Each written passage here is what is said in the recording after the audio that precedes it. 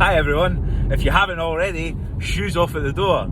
I've been asked a few questions and I've had to come out here on a Sunday morning at 6 in the morning because Angela is asleep and she hasn't left me alone all weekend. So I've had to come out and sneak out while she's asleep and answer some questions. So I hope you have a really nice time at my house. Do not spill anything on the new carpets. I'd like Baby Sink to be the first one to do that, and then we can go for there. But you guys don't be doing it. Alright, so I've been asked some questions for this baby shower. I hope you're all having a really good time. And Angela, I love you and I can't wait to meet little Baby Sink. So, first question was, who was most shocked to find out that Baby Sink was a boy?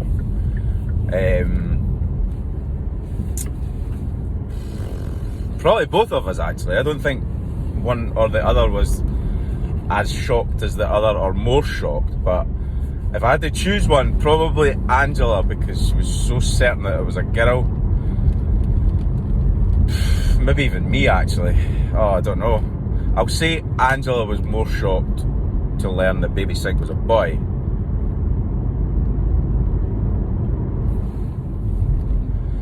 Who's going to be the most fun parent? I think Angela will be the most fun parent to start with for the first maybe 9 years, 10 years of the child's life, because she's the most immature. And then when the kid grows up and starts realising that a dry, unpleasant sense of humour is the way forward, then I will become the most fun parent, obviously.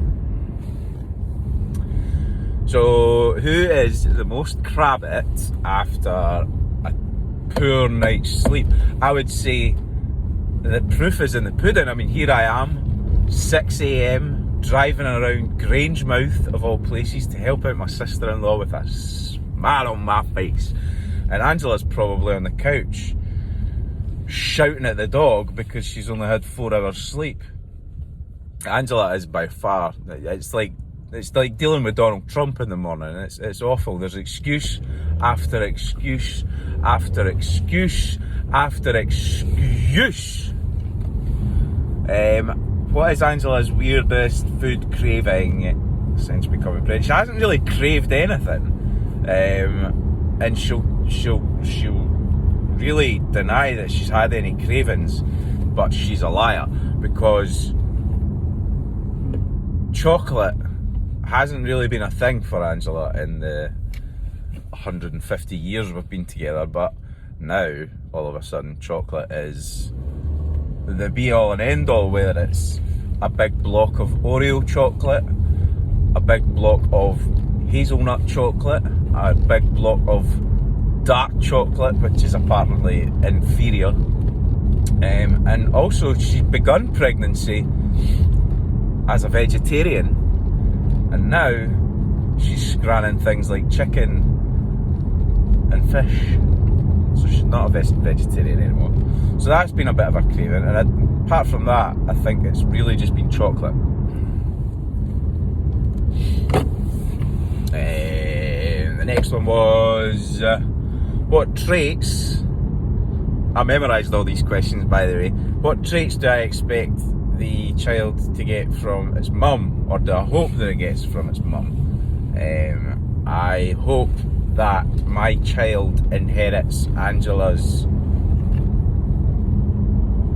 beauty, her love, her affection, her cuteness, her smile, her nose, her eyes, her basically everything except being so small. So the next one's, what traits do I want my kid to get from me?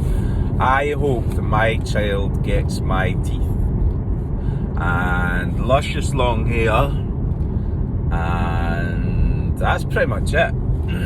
I think I don't really want my kid to have traits. I want it to be its own little legend and just become someone that's unique with a ginger beard and is his own little personality that just, you know, separates himself from everyone else, because nobody wants to be like anyone else. I don't want to be like my anyone. So the next one is, which of you is least likely to leave the child somewhere? Which is very irresponsible of someone, should they do that. I think the least likely person to do that is me. I think, yeah, Angela's most common question to ask me things, like during the day, she'll say, Sink, where's my hairbrush? And I'll say, I haven't touched your hairbrush, darling. And she'll say, well, you must have, because it's not where I left it. And then it turns out it is where she left it. So she's just got a terrible memory. So I think Angela is probably the most likely to leave the child somewhere, which is a really funny thing to think about, actually. Like, she goes into a clothes shop, tries something on, buys it, driving home like, I've left the child in next. Or Prima. Who's gonna spoil baby Sink the most? Probably me, I think. As an only child, I'm used to getting spoiled. Well, not spoiled, I'm just used to getting everything I want. No, that still doesn't sound right. I'm just not... I think I will spoil baby Sink the most because I am most likely to give in to pressure, because it's all I know, being married to Angela Sinclair. Who's going to make sure baby Sink eats all of his vegetables and fruit? Baby Sink is going to make sure that he eats all his flipping fruit and vegetable, because... And then lastly, who's going to sing baby Sink the most lullabies?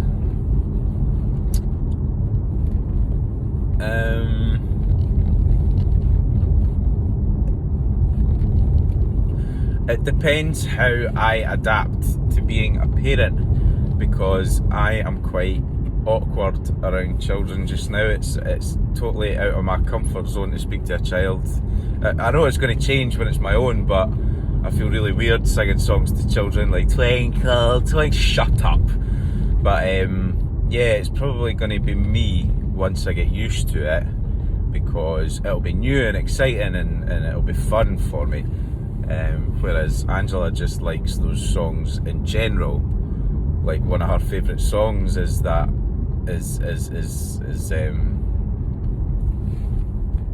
child's song. I've forgotten it now because someone just flashed their lights at me, but yeah, it's going to be me. I'm really looking forward to becoming comfortable talking to a child. It's not something, as I say, it's not something I'm really all that used to. So yeah, me.